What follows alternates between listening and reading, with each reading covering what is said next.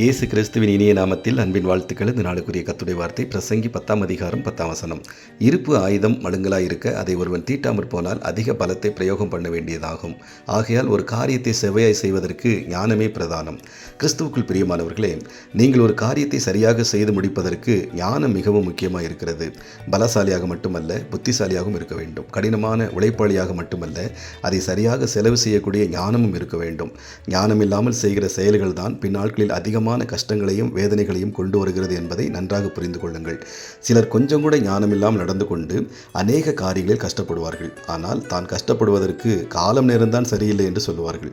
தான் செய்ய வேண்டியதை எப்படி ஞானமாய் செய்ய வேண்டும் என்று கர்த்தரின் வார்த்தையை கேட்க மாட்டார்கள். ஆனால் யார் யார் என்னென்ன பரிகாரம் செய்ய சொல்கிறார்களோ அதையெல்லாம் செய்வார்கள். அதனால் எந்த மாற்றமும் வராது. எனவே நீங்கள் கர்த்தரின் வார்த்தையை கேளுங்கள், அதன்படி ஞானமாய் நடந்து கொள்ளுங்கள். கர்த்தர் தாமே உங்களை ஆசீர்வதிப்பாராக. ஆமென்.